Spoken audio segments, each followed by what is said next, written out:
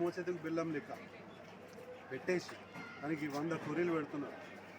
ఏది విత్తనాలు ఎక్కడ కొన్నారో రసీదు చూపెట్టాలా, ఇంకేదో అని చెప్పి 10 రకాల కొర్రీలు పెడుతున్నారు. అంటే మీకు మీ ఏఈఓ రాసుకున్నప్పుడు ఈ సన్నవడ్లు సన్నవడ్లు వేసిరని చెప్పి రైతు వేసిండని చెప్పి ఎక్స్టెన్షన్ ఆఫీసర్ రాసుకున్నప్పుడు మరి ఆయన ఏ రసీదు చూసి రాసుకున్నాడు? రసీదు చూడకుండా రాసుకున్నాడా? అంటే మీ ఆఫీసర్లను మీరు నమ్ముతలేదా? ఇచ్చేది ఉంటే బాధ్యత ఇవ్వండి. ఇవన్నీ పెట్టి బేకార్ మాటలు. వర్షాలు లేవు, ఫస్ట్ ఆఫ్ ఆల్ వర్షాలు లేక రైతులు ఇబ్బంది పడుతున్నారు. ఇప్పుడు ఈ 2 రోజుల నుంచి వర్షం పడుతుంది, కానీ ఈ కాలం కరెక్ట్గా పడలేదు. చాలామంది నాట్లు వేసుకున్న వాళ్ళు కూడా ఇబ్బంది పడ్డారు. నాట్లు వేసుకున్నాక చాలా రోజుల దాకా వర్షాలు లేవు.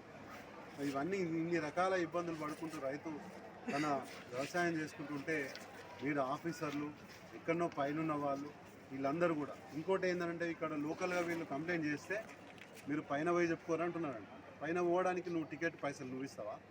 ఆటో పైసలు నువ్వు ఇస్తావా అన్న వ్యక్తికి చెప్తున్నాను. ప్రైవేట్ షాప్ ఓనర్లకు చెప్తున్నాం మీరు లేనిపోని డిమాండ్లు చేసుకుంటా రైతులను ఇబ్బంది పెడితే మా గ్రామంలో సర్పంచులు కానీ, మా ప్రెసిడెంట్లు కానీ, మా మండలాధ్యక్షులు కానీ ఖచ్చితంగా మీ షాప్ని ముట్టడిస్తాం మీకు ఇదే బెదిరింపు అనుకుంటారా, లేకపోతే ఇంకేదనుకుంటారా? మర్యాదగా మీరు రైతులను ఇబ్బంది పెట్టొద్దని చెప్పి నేను మీకు విజ్ఞప్తి చేస్తున్నా, డిమాండ్ కూడా చేస్తున్నా. జై రైతన్న.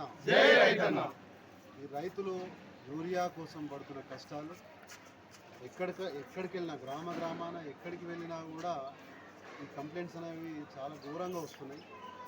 మరి కలెక్టర్ గమనిస్తున్నాడా, ఇన్ఛార్జ్ మినిస్టర్ గమనిస్తున్నాడా, స్థానిక ఎమ్మెల్యే గమనిస్తున్నాడా అర్థమవుతుంది.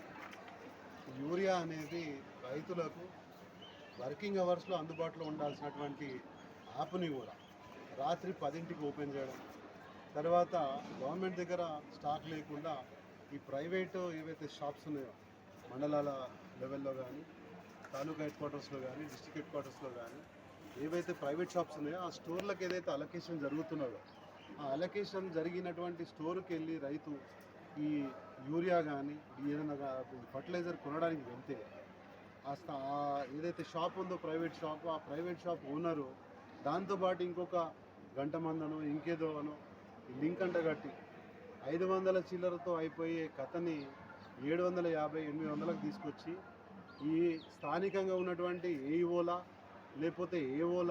లేకపోతే జేడీఏలా ఇది జిల్లా వ్యాప్తంగా జరుగుతున్నటువంటి సమస్య కాబట్టి కింది నుంచి పైదాకా కమిషన్లు తింటున్నారని చెప్పి మేము అనుకుంటున్నాం. దయచేసి రైతులను ఇబ్బంది పెట్టద్దు. వాళ్ళకి ఇవ్వకపోగా రైతు బంధు కానీ, రైతు బీమా కానీ, మరి బోనస్ కానీ ఇవన్నీ ఇవ్వకపోగా ఉల్టా వాళ్ళ మీద మీరు ఈ రకంగా బర్డెన్ మీరు వేస్తే రేపు తిండి పెట్టే రైతన్న బతికే పరిస్థితి లేదు. మేము ఒకటి డిమాండ్ చేస్తున్నాము.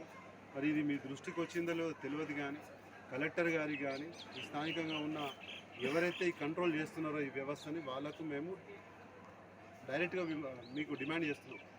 ఇవన్నీ కూడా మీరు పట్టించుకోవాలి. మీరు పట్టించుకోకుండా విజిలెన్స్ డిపార్ట్మెంట్ కానీ లేదా వీళ్ళందరూ కానీ ఏం చేస్తున్నారు అనేది మేము ప్రశ్నిస్తూ ఉన్నాము.